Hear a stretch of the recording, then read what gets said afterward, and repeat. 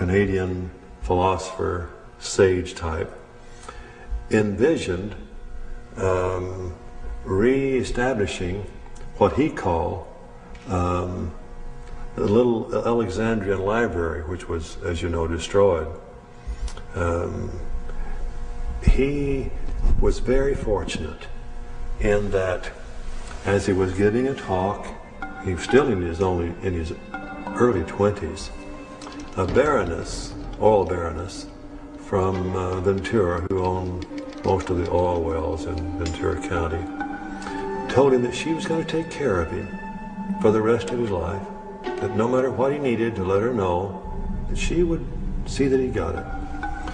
And she wasn't really joking, because I've looked at the records, and back in the early 30s, when most of the country was in depression, I don't know if California was really in one, but most of the world, the country was, she was giving him $50,000 and $100,000 at a time to go around and search out this wisdom literature in manuscript form and in book form. This proves interesting because much of Hall's highly financed research was dedicated to investigating the founding and purpose of America. Through his research, Hall became convinced that America had a secret destiny that was known by the arcane societies of the ancient world. Was it this information that compelled FDR to preserve Hall's literature? Like Hall, FDR also believed that America had a rendezvous with destiny. Hall's connections to the White House and FDR are mysterious, but do not end with the library. Hall was also involved with a mysterious Russian mystic named Nicholas Roerich. Roerich was a Rosicrucian and member of the Theosophical Society.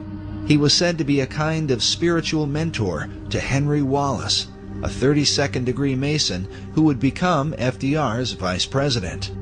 It was Roerich's influence that inspired Wallace and ultimately FDR to place the Great Seal of the United States on the back of the dollar bill, with the words Novus Ordo Seclorum, the new order of the ages.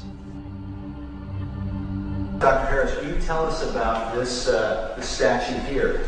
Oh well, this would be a very favorite thing to Manly Hall. This is Nicholas Roerich. Today, a statuette of Nicholas Roerich can be found at the PRS Library. Well, actually, he lived even in the 20th century up until now. What impact could the beliefs of men like Roerich and Manly P. Hall have had on the highest levels of America's government? They jumped a few decades from the New Deal, because the Novus Ordo Seclorum can be translated to the New Deal in English as easily and readily as to the New Order or the New World Order. I truly believe FDR believed he was creating a New World Order out of the Depression, and that he had with him and had, encircled himself by people who would facilitate that dream. These visions of New World Order or New World, the world of democracy, that's a part of the very soul that gave birth to this country. As the United States was born, the design for its capital city would begin under the leadership of President George Washington, who was himself a master mason. 150 years later, the fulfillment of its major construction, with such buildings as the Jefferson Memorial, the National Archives, and the Pentagon, would be completed under the leadership of another Masonic president, Franklin Delano Roosevelt. But was the city erected to represent the country's concept of liberty, or to reflect an ancient belief in America's destiny? According to Hall, Freemasonry plays a pivotal role in bringing forth this ancient plan. Manly P. Hall was a Freemason, wasn't he? Right, he was a 33rd degree Mason. He was really important as far as trying to figure out what the goals of Freemasonry are in this age. He gives you hints, just incredibly important hints at what they're all about at the root level, what it is they're really striving for, what is their core inner doctrine, which they really don't like much revealing to the rest of the world. According to Hall, one of the chief secrets of Masonry, handed down through the centuries, was the concept of democracy, which was said to be a threat to the kings and monarchs of the ancient world, who ruled by divine right. Yes, it had to be secret because the idea of democracy was worse than heresy. It was treason. Nevertheless, these societies were determined to bring forth their great plan, no matter what the cost. In his book, The Secret Destiny of America, Manly P. Hall wrote that world democracy was the secret dream of the great classical philosophers, saying that the brilliant plan of the ancients has survived to our time, and it will continue to function until the great work is accomplished. Many researchers believe this great work is the secret behind the wars and rumors of war America has been involved in through the 20th century, right up to the present day. Could this plan of the ancients to establish a world democracy be the real hidden agenda of secret societies? And was this ancient plan echoed in the 2005 inaugural address given by President Bush? When our founders declared a new order of the ages, they were acting on an ancient hope that is meant to be fulfilled. The occult is working at the highest levels of our society, using the military and financial power of the United States to bring about this one world state. And the President has spoken openly about it, how the purpose of the United States is to bring democracy to the nations of the world. Where did this become the function of our nation, to bring democracy to the world? You only need to read the writings of Manly P. Hall, where he tells you that for 3,000 years, secret societies have been working to bring democracy to the world.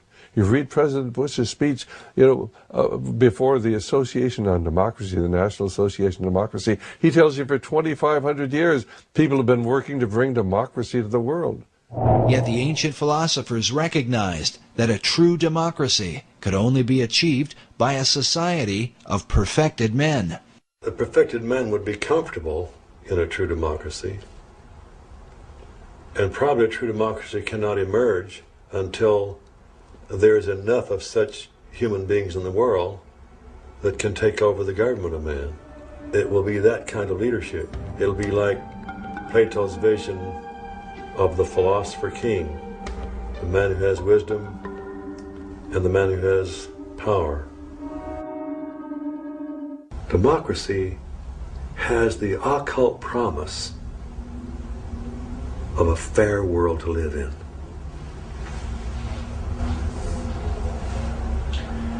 Now, you mentioned the occult promise. How would you define a term like that for an audience who's... Well, probably define that term by saying that promise Okay, is... Can you explain the word occult? Well, it's obscure. It's hidden, not visible to the normal eye. So an occult promise is something that is inherent, but only visible to those who have that inner vision. So a fair world is a kind of occult promise at the heart of democracy. But is this occult promise part of America's Christian heritage? And if not, could this account for why the many symbols that adorn America's capital city come not from the Bible, but from the ancient mystery religion?